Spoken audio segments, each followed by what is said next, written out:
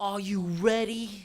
There's no crying in baseball! You think you can tell us what to do? Alrighty then. Think you could tell us what to wear? Alright. Think that you're better? Just a bit outside. Well, better You get can't ready. handle the truth. And here we go. All right, today we're going to start with analytics in baseball. All right, so we're going to have a roundtable discussion. Everybody's going to get their opinions in. We've got a 5-minute timer. As soon as the end of that timer drops, we're going to drop that topic and go to the next one. 5 minutes. 5 minutes. Good luck. Is there a shot clock on anywhere, or you just keep it in We'll your just head? put one up. That would be post. great. We should have one. Yeah. We had that other one, remember we I bought? want the buzzer. Oh, too. yeah. We've It got was- that. We've got that boxing timer in the gym over at DST. We can set 5 minutes. So we bought one like that, but we bought like the Chinese version, Oh. and the remote has 30,000 buttons. And and geez. you gotta, yeah. The entire We manual is failed. in Chinese. I gotta stop going so cheap. So wait, do you start the timer once we start I'm talking? gonna read the topic and then I'll start the timer. I love this. This is great. All right, so first topic: does analytics play too much of a role in today's game? Go. Shit, this is harder than I thought. All right, I guess I'll start it off. Yeah. So I think I understand the direction of the analytics side. I do think it's taken I wouldn't say too much of a role. I just think that segment of baseball hasn't been filled out yet. So what I keep telling people is we have a lot of these analytics guys, especially in professional baseball, that are pushing the game in a new direction, which I think is generally a good direction. But I do think they've gotten arrogant to the point that they don't understand that the players that are playing now are going to have the experiential factor of the old school coaching, and they'll understand and know how to implement analytics better than purely analytics-based employees. Yeah, so I'll kind of take the stand for maybe when you say baseball, I'm going to go down to the younger ages in that anything that's happening at the top that's big and it's buzz, right? For the private sector, that's what we want to start getting into. It's hot topics that kind of brings new clients in, Rapsodos, all this technology. But at the same time, we're not taking the time to really understand how does it truly apply to high school and maybe even younger and youth athletes, right? We're going for it, but we're putting these opinions out there like because Major League players are doing it, we're now comparing youth and adolescent athletes to Major Leaguers and trying to use the same data and key points for them. And I just think it's kind of getting lost in the shuffle and translation. Why does it matter for a youth kid to be able to elevate a baseball or to hit a certain launch angle or not? It's one of those things that from a youth side, I think you need to understand it or get to understand it, get to know it, but you still play. It's still about playing baseball. It's still about executing certain things on the field, being able to do that, understanding that part of the aspect of the game. But does it play a role? Man, from the youth side, I'm gonna say no. It doesn't play a role. Yeah, I mean, just to say that, like these new analytics, like the old analytics, as per se, like they still play though. It's like we're trying to take the new stuff and say that it's covering and this is better than the old way we've done it. But the new is what still play, or the old is what still plays out there on the field. Mm-hmm. And I mean, for a hitter at a young age, I mean, exit velocity. What else? What else matters when you're a youth and a high school player, per se? Inside in the cages. Yeah, I mean, I'll say I think with youth athletes, I think it's definitely gotten overblown to where, people are hyping up kids that are 9, 10 years old with these metrics that we don't know if they're ever going to translate or anything like that. And what's getting lost is the actual game, right? Playing the game, enjoying the game, understanding situational base running, pitches, how to attack hitters, how to read swings, things like that are getting lost at earlier and earlier ages. And it's not about fun anymore. It's becoming about just like that actual metric chasing. The only thing I think of is like if I was playing in today's world, as a youth kid, and I saw a guy who his interpretation or his opinion about how to elevate a baseball and figuring out how to get this guy out. To me, it's easy. Somebody has a catcher to see it, or if I'm good enough on the mound to actually throw a ball where I want to, like I would be able to get a lot of guys out just based off of watching swings. And this is what they're being taught, if that is what it is. For me, it's, as an instructor, it's about barrel awareness and barrel control and understanding where your barrel is the whole time you swing. Yeah, and for everybody saying that it's being overblown, in my opinion, it's Major League Baseball. I mean, that's what we see. We see it on TV, MLB Network, what's happening there and how Major League teams are utilizing this. But it's the private sector who is driving this out of control. It's not even select teams. They're not using rep sodos, and they're not getting these guys on the field with the stuff. They're still teaching the game. They're still teaching base running and how to execute. It's guys like us who have gotten on Twitter and social media and have tried to take over the world and how we should apply this data and these analytics. And I'm just sitting back scratching my head going, what? Well, yeah, I mean, the point of an insanity that it's gotten to, and JR, going to your point with hitting, is you now have dad coaches that understand some analytics, and now they're going to tell Chipper Jones he's wrong about hitting. Or they're going to talk about Mike Schmidt being wrong about hitting. When it's like, hey, this is how they generated it. Not everyone needs to hear, you need to launch it at this angle. Just say, hey, most of these guys just need to think maybe swing down to the ball, even if that's not actually what's happening. Instead of chasing these metrics, they should be learning how to play the game. How does technology enhance the training process, whether it be Tendo units or Rapsodo or K-Vest or anything of that nature? Yeah, for me, I think technology just kind of helps simplify the process a little bit inside here. And also it quantifies what we're doing. So it's not to use as a smoke show to say, hey, look what we're doing. We have this technology, come in here and get on it. For me, I need to validate myself. I need to know that what we're doing actually works. So if we're sitting here putting out that we are driven by technology and we are using this, I need to know that the programs we're applying to a kid are working. And it's simple. So some of that technology can simply be like we use Driveline Track, right? We've a lot of money to work with them on that, and they've done a great job forming it and shaping it to performance edge and what we need. But that gives us, that's technology that we use that can help us track and progress, and watch the progress of all of our players over time. And we can look back at it and say, hey, where are his numbers where he started, and through different data points, and we can see progression and growth. So for me, it just quantifies what we're doing. It quantifies our program and validates everything that we're doing. And the athletes know that it allows them to buy in a little bit better. Yeah, no, I totally agree with that. I think it's more of an affirmation and a means of testing. Like, in sports performance, we always have had testing days and things like that. And it's really just a way to collect measurements as we go instead of having to break everything down into these different testing days. And it's a way to really see if everything we think that we're trying to affect in our training, whether that be in skill or in the weight room or speed, is actually making that athlete better at what we think we're trying to make them better at. And so then it makes us better coaches too. And when it comes to like tendos and bars, tendo is a bar speed measurement tool in the weight room. And if you can't coach without the tech, then you're not a very good coach. But one thing that the tendo does do very well is it gets the athlete to not cheat or cheat any reps because they're actually competing with that instant feedback, rep and rep and rep and rep. Now, if we're focusing on technique with a young athlete, we're probably not going to whip out the tendo unit. But when we're trying to get that little extra percentage with an advanced training age athlete, then it's very helpful to get them to buy in. Yeah, so like one of the things that we like to try to do from a hitting side is to actually show really the series of events that happen during a swing. We use slow motion capture or high frame rate video.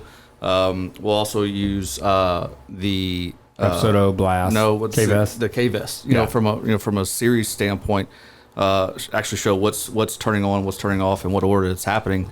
But at the same time, it's one of those things like we'll do it, just to show them where they are. And we'll go back in 6 weeks and test it again, but it's not something that we do every single time they come in.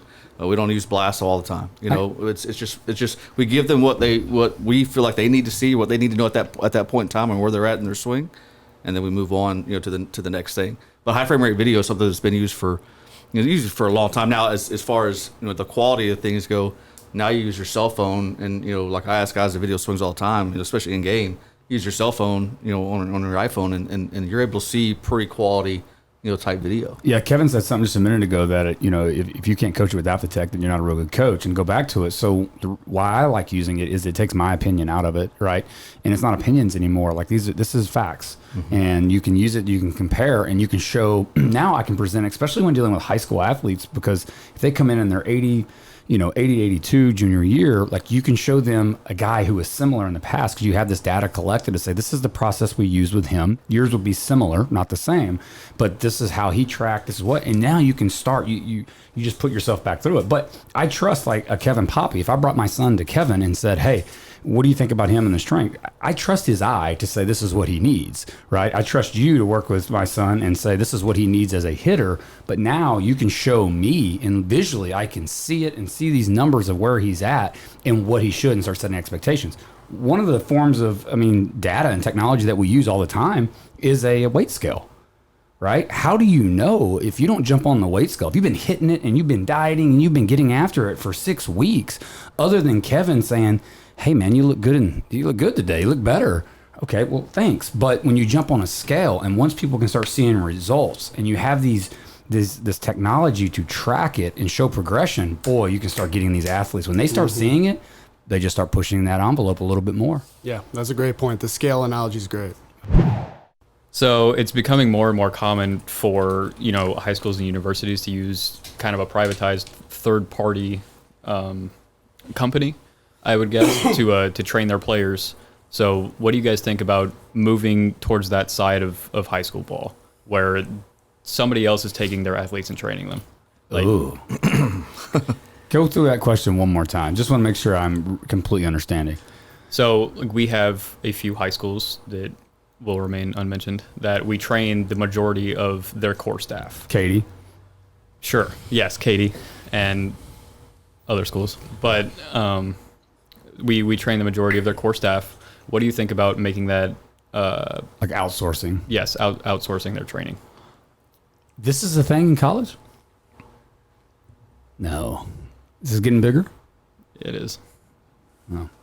Okay, so I'll jump on that question first then. One, if we're talking about the United States, and that's one thing. We're talking about Texas with UIL. It's not going to happen. It can happen in the private sector in the summertime, in the fall. It can happen as hey, I highly recommend you go to these guys. But until UIL kind of breaks some of the rules there, it's going to be difficult to do it. My thing is for me, I would want my athletes training and progressing with the best that there is. Unfortunately, UIL has handcuffed a lot of high school coaches. So as much as we want to talk about them and what they don't do, you need to stop and realize what they're even capable of doing. And some of these high schools, they didn't go to Hardin-Jefferson High School like I did, where we had 40 guys coming out for the whole, all 3 teams. They got a lot of kids coming out there, and they don't have the staff to manage it, right? And they have one coach at every level, which, again, it handcuffs them. So to get individual time, individual development, I don't think that's their job. However, I think they want it to be their job, and that's where the confusion is now they draw this wall that it's us versus them, and when you're here, it's high school time. You're not allowed to go anywhere else. So for me, I don't know. I don't know if that answers the question. I don't know. All I'm saying is it ain't going to happen in Houston anytime soon. Yeah, I think I agree with that. I'll take a little different angle on it. We've worked with a few different public high schools in the past where basically they don't have access to the weight room or any training facilities after school. They have very limited time during their athletic period, which is 39 minutes or whatever it might be. So what we went to the coach with was say, hey, we can make this affordable for your athletes. You don't have to make it mandatory, but what you can do is let them know that we're going to make this not mandatory, make it affordable for them. Yeah. And then you use your athletic period. You can use it for baseball and then send them over and they can have their team accountability. And the guys that want to get better will get better in the weight room. And it's going to be affordable for everyone and we'll make sure it works. So I think those kind of partnerships are awesome and can be very strategic, but you're right. Like the way UIL is structured, there's no way we're going to be able to get into schools. And we have, or at least as it stands right now, and we have that partnership with Houston Christian High School right now and a small college in Arizona where they outsourced to us, and we worked with the University of Houston for 4 years with the baseball program. So there was some outsourcing, and I think it's beneficial because basically what it does is it puts in those programs where they're really only paying for a coach, but they really have access to a staff and a whole support system behind it, which should benefit them a lot more than just bringing in their own outside coach to be their internal coach. It makes a lot more sense to have a partnership with an organization, but like you said, with the structure with UIL and public schools in Texas right now, it's handcuffed. Yeah. Here's the thing, though: kids, if they're not getting enough in high school, they're going to seek elsewhere. They're going to go wherever they think the best fit for them is. And as a high school coach, you can either accept the fact that they're going to do that, or you can be a a-hole about it and tell them it's either my way or the highway. That's kind of the line some of these guys are getting right now is we're all here to make those guys better. And the quicker that everyone understands that, and the faster that everyone gets on the same page of that, the player is going to be the one benefiting from it. That's what I don't understand. And this has already come up again this year. It happens every year with our pitchers. You know, coach said this, and I'm supposed to be doing this and not listening to you. Like, I don't feel that way. I'm always asking them, what is your high school coach saying? And I'm trying to help them translate it and get through that process. But I don't feel that way. I have no problem with a high school coach, and nothing against the high schools, right? But I'm with these guys more than they are on a year-round basis, a lot. I spend a lot of time. I know them personally, and we care. But I have no problem with them getting in the bullpen with them and working with my guys. So why do they have an issue on the other side of it? That's what blows my mind. And until, so it's an ego thing. So I think really it's a team-by-team basis and a coach-by-coach basis. But, hey, let's say I was the high school coach. I took over and said, I'm going to get a high school job, and I was head coach. You know, would I have the ability to pass over and hire a pitching coach and let somebody else handle the pitchers, or would I have to be hands-on with it? I like to think that I would be, hey, you know, I'm going to bring you in, you handle the pitching staff, I got to do my duties as a head coach. But I understand it, I guess, in a way. I don't know if it's a credit thing. I don't know what it is, man. I think at the end of the day, it's probably a bit of a trust thing with those coaches, and I think that's where it behooves us on the private side to reach out. We can point the fingers all we want, but we can reach out to coaches in the area and try to develop those relationships so the trust is built. But what I think happens is these coaches see these kids going to these places they know nothing about, and the kids aren't translating the information well to the coaches, and so the coaches' knee-jerk reaction is to push back and say, like, no, you need to just do what we're doing. And everything that we just got through talking about in the earlier topics about analytics and what's going on social media, it's not a wonder. I'm not surprised of why they would be very hesitant to say what they're doing outside. They don't know us, so why should they trust us? With the current recruiting market, are numbers and videos, metrics of that sort, more important now than ever in the recruiting world? Read it again. With the current recruiting market, are numbers, metrics, and videos more important than ever before? Absolutely, they are important for the fact that Division I schools can't openly recruit. So how else are you going to get the word out? How else are you going to relay information to a guy that it's seeking out players? And so I know on our end, like if somebody calls and says, "Hey, what do you got on this guy?" Well, I have Rapsodo report on it from a throwing standpoint, or I have hitting videos from Rapsodo or whatnot. Or I can basically get you anything you want, about a guy. Just tell me what you want, and we'll get it. That's how they're recruiting right now. Is simply by some guys they know, they'll call them up. What do you got? That's how it works right now. Without being able to get out and see guys. So absolutely, it's crucial. It's important right now. Yeah, I think last weekend, a couple weekends ago, I went out and watched St. Ed's play, and Blake Hollow was throwing, and there was about 8-9 teams that were out there watching him, and I happened to be sitting in front of one of the Phillies analytics and data scouts, right? And anyway, he was sitting there talking, and he asked me, "Hey, what is Performance Edge?" And I told him, I said, "Well, I work with Blake, blah, blah, blah." So long story short, I talked to him and said, "Hey, I have Rapsodo reports. I have other video and data." And he's like, "Dude, I want that like right now." So I sent him that, and it's funny. He's like, as soon as I sent him that, he like got up and left. I mean, he had everything, and he's like, "Hey, if you get anything else you can send me on him, that's absolutely what I need." It just dives in and gives him a different report when he's out there and watching. And from the recruiting side of it, I'm still kind of on both ways of it, of how does it play. So we can send these numbers out to coaches, the exit velos. I think it's what data you're sending and what videos you're sending. I think everybody in this room knows what a college coach needs to see, right? It's not a video with intro music and AC/DC blaring in the background, although cool. It did. Right? It did work for a YouTube guy on his YouTube channel. That is true. That is true. But yeah, I mean, they send them directly what they need, but I think people are overblowing it. And, again, 95 mile an hour exit velo off a tee, you send that. I don't know if that plays or not. So I'm still partial. I don't even know what I believe on that anymore. Yeah, I mean, I would say that in today's climate, for sure, it's hugely important. Every athlete that I have that is trying to play at the next level and they don't have people beating their doors down, I'm pretty much telling them to make a video and write up a form letter to get ready to send out to coaches, because that's the way it's going to get done. If they're not beating your door down, you need to kind of go to them, and I say come up with a list of schools, make a video, 3 swings from the open side, swings three swings from behind. Yeah. You're throwing, fielding, and cut it. But it needs to be no more than a minute long, something you could throw out on social media because like it or not, like social media plays a big role now. Yep. Like V-Tool tournaments, they post those videos up and people get phone calls off of that. So I think it is hugely important, but I do think like it's one of those things where it really helps us coaches as far as the trust side of things. If those college coaches or pro scouts don't know us personally and we give our feedback, oh, this guy's great, he's a dog on the mound, he throws hard, it's like they want the objective data so they can kind of back that up. Be like, all right, well, look, get a Rapsodo report and send it over to me and I'll look it over. You know, what's funny is 21 years ago, VHS, recorders, that was the thing. So I remember sitting in Lamar one day. I walk in the clubhouse and Scott Hatton is in there watching videos of a guy. He sent his video in. Hey, JR, what do you think about this guy? I'm like, man, I don't know, coach. It's whatever you want. I don't know. But that's how recruiting was back then, back in 2009. Is you sent your VHS tape in and sent it to whatever school you wanted or you were interested in, and that's how you were recruited or at least starting it out in a sense. What's crazy is 21 years ago, you were 19. I know. You're old. No, I flip it to the other side. So where it matters, I mean, we always talk about right now during COVID and what's going on for the D1 players that they, hey, they can't get out and recruit.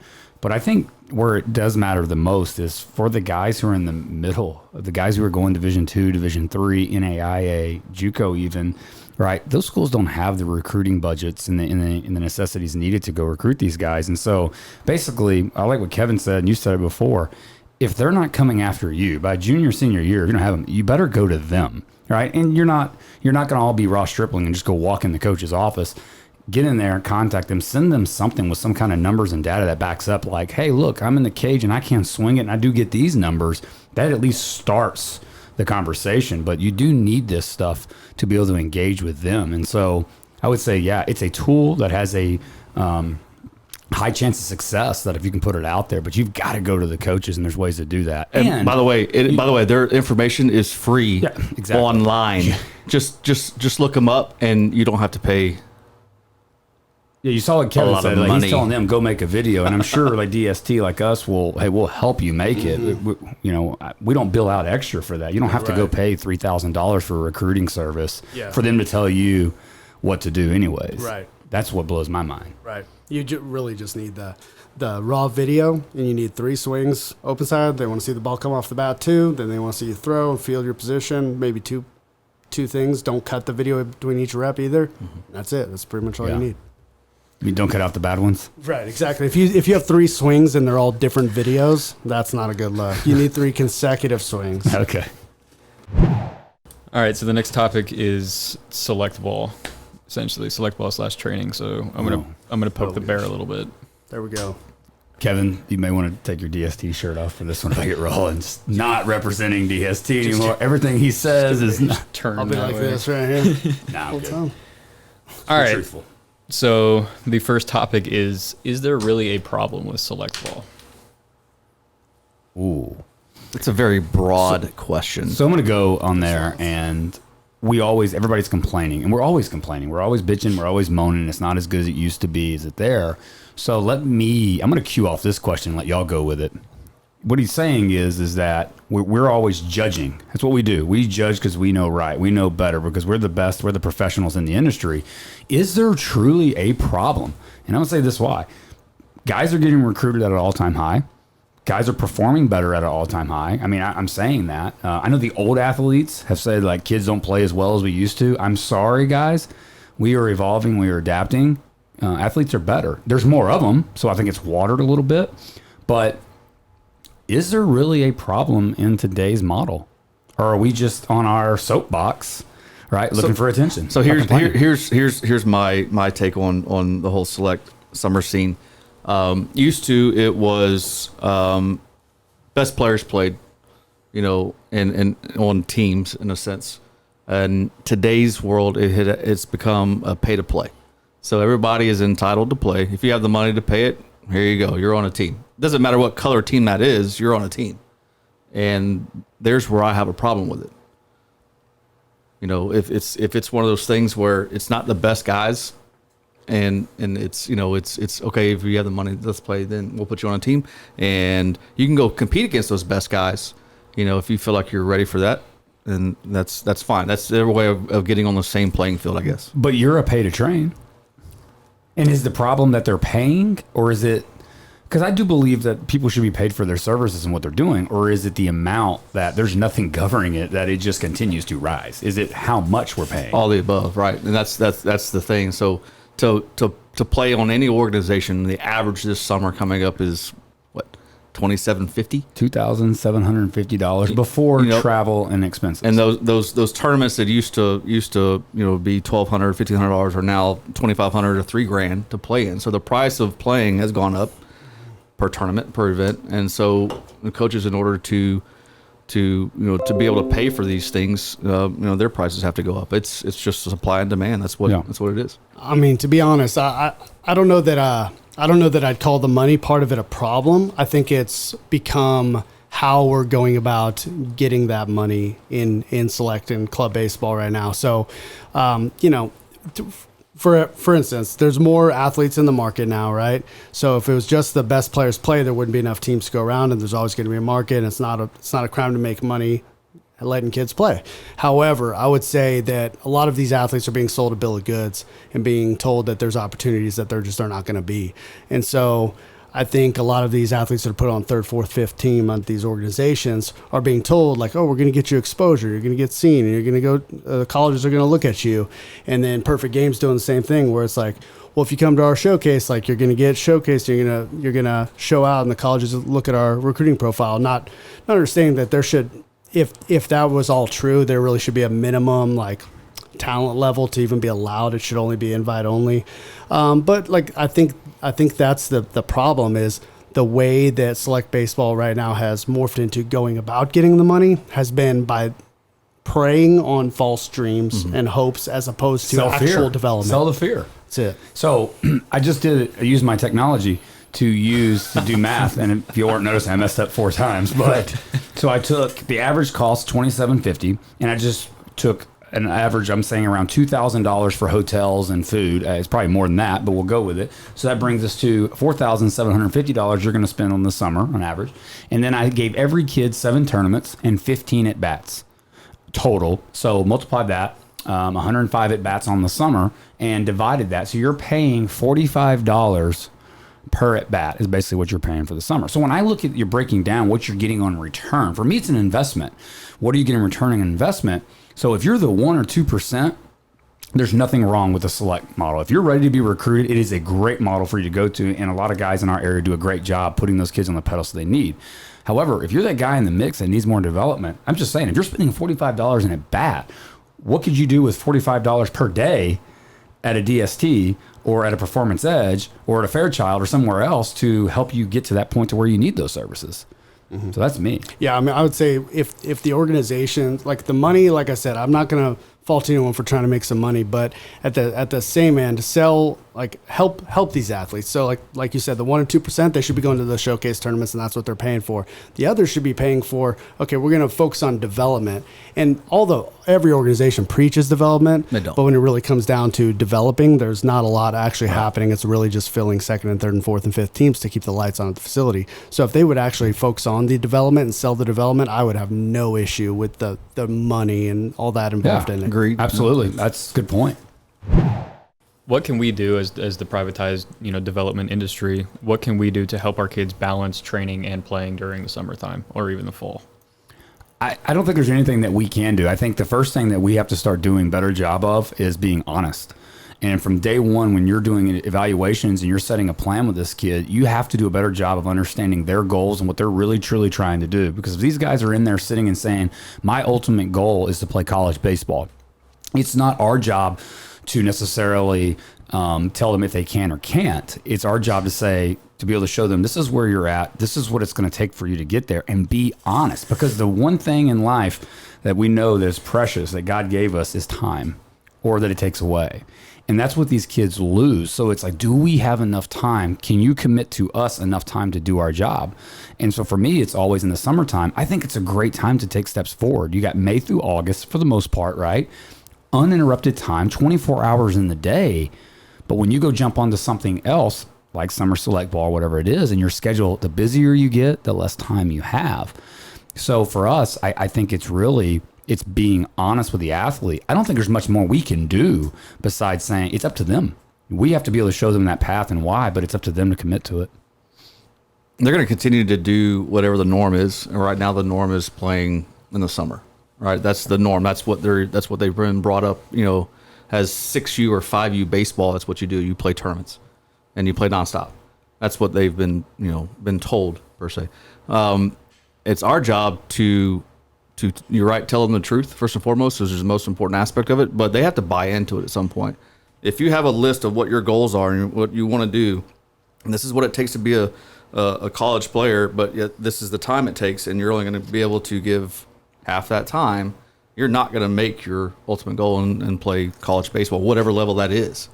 And for us to be honest is one thing, but for them to buy into that is another beast in its own. Right. So I think going on that y'all both made great points, but that's building relationships with the athletes to where they trust you. Mm-hmm. So I think it is exactly what you said, being honest with them and saying, hey, before you go into the summer, you need to think about this. You want to play college baseball. You want to play at least at a Division II level. You're throwing 75 miles an hour, and you're going into your junior year next year.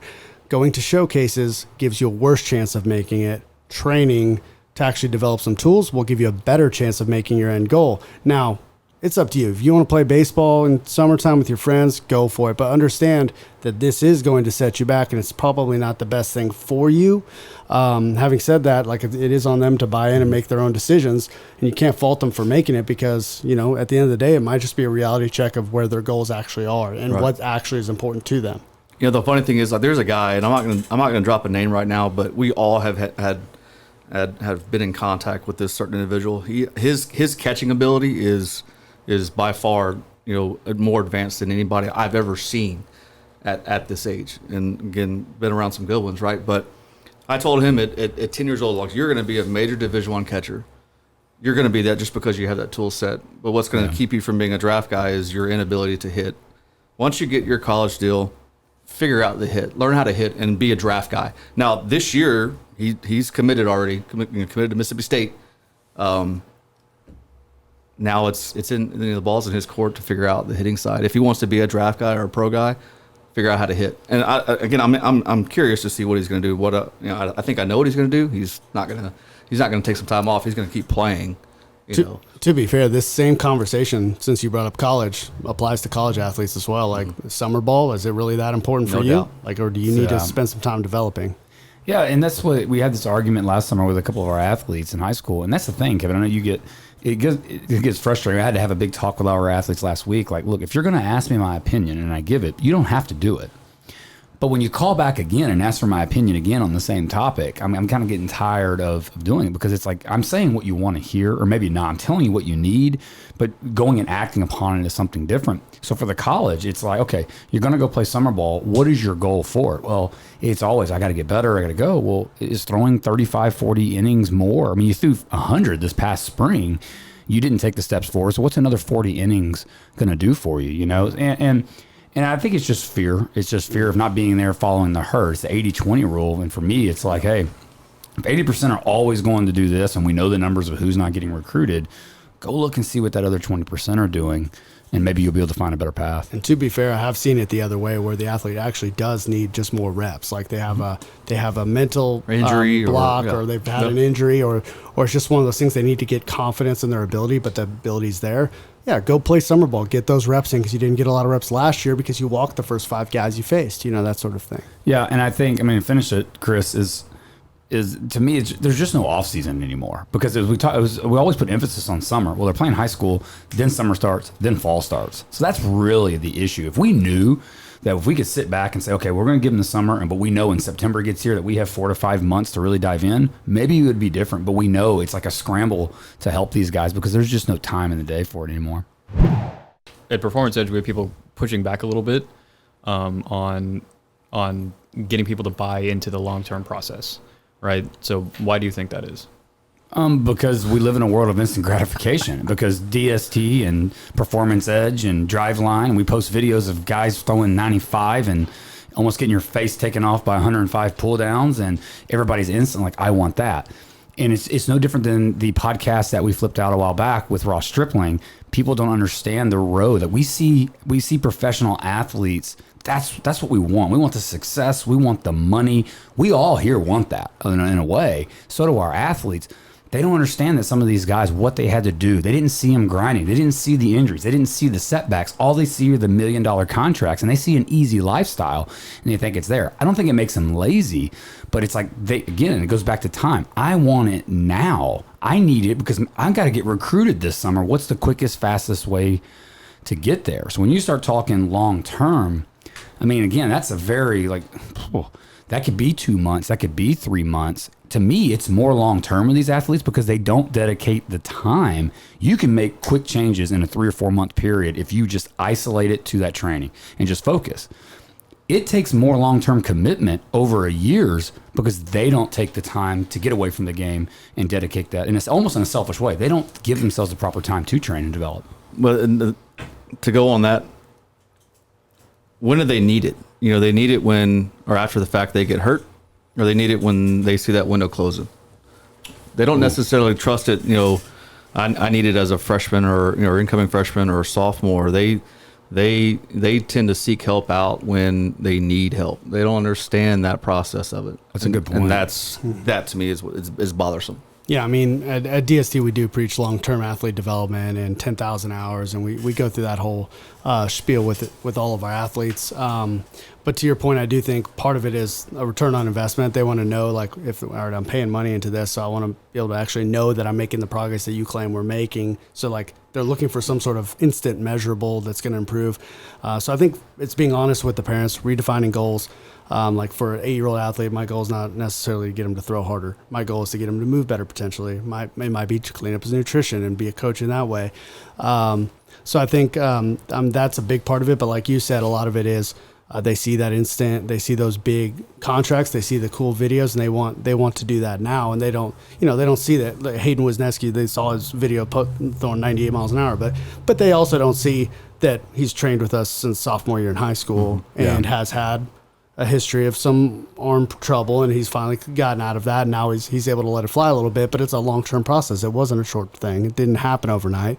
There's no such thing as a overnight success, but then you have other coaches in their ears with the accessibility of social media and texting and Snapchat and things like that, where you have coaches getting in their ears saying, well, you're not getting the results there. You need to come see me because I can get them quicker. I guarantee you this. The guarantees. I like that. I mean, I think one of the pushbacks is the long-term commitment financially as well. So I know for us, like 2 days a week, 2-hour sessions a week, right? So we're trying to give 8 sessions, 16 hours a month of training. It's $450 a month, right? And you're getting a big return. So if you did that individually and go out and get all this, you're paying way more, right? But in DST, y'all are somewhere similar. I mean, pricing and stuff like that. So the point is, though, is that I'll ask this: why are people so hesitant to invest into us sometimes? But they will write the check for select ball and tournaments. Like they don't. If the select team says it's $3,000 this summer, they don't bat an eye. They'll write that. They'll go buy the hotels. They'll pay for the food. That's what blows my mind. Yeah. And it's not like you think about your nutrition in the summer select scene. Like when do you have time to actually sit down and eat right? Right. It just doesn't happen. That's hard. And that goes on us as coaches. I'm big on that, is being practical. Like, yeah, I can sit there and say you need to eat like 7 goji berries and a handful of almonds and 4 quarter ounces, whatever. Yeah. Dude, I'm getting a taquito at Whataburger on the way to the field. Well, listen, it's just not realistic. Like, it might not be the best option to go to Smoothie King for a smoothie, but hey, it might be what they need to do. It might be their best option, but they might. Hey, Chick-fil-A's near this place in Lufkin, right? So, I got a tournament in Lufkin. I'm not going to bring it. And not most, there are a number of coaches in the industry that I work in on the strength and conditioning side. They'll be like, oh, make a cooler. Yeah, have your Tupperware. Yeah, that's just not going to happen. That cooler into the park, though? We're trying to change this kid's nutrition from eating Whataburger every other day. Yeah. And you're telling him he needs to pack a cooler of Tupperware and healthy foods. It just is not going to happen. It would be great if it did. Even if it did, though, they still wouldn't be allowed to bring it in and eat it. We're setting them up for failure. I remember years back, we did a team and we tried something and we had parents, like the old school. The parents used to bring the juice boxes and stuff to the kids. kids. Well, I'm making parents, and we're bringing a lot of water-based fruit in there on purpose. And I would literally every inning make our guys eat it. We did it for 2 tournaments, and then we took it away. I told the parents, all right, now don't do it. On the 3rd event, I want to see it. And the kids were literally dying and like, we need fruit. I need something to eat. And because once their bodies started adapting to it, and they're chunking down watermelon and cantaloupe, and at first they're laughing at it like, this Spivey's always going. But then they started, okay, when I took it away from them, they realized how much they need it. And but you got to buy from the vendors inside the facility. You got to eat a dried up hamburger, hot dog, maybe some popcorn, maybe a Snickers. And that's what you get. A game day burger though, so good, so tasty. If you're coaching. Not if you're playing. Nothing better than seeing your kid walk up with the chili cheese fries in between the game. Like, I put my money on that kid to make it though. For some reason that kid always makes it. The in between game frozen Snickers.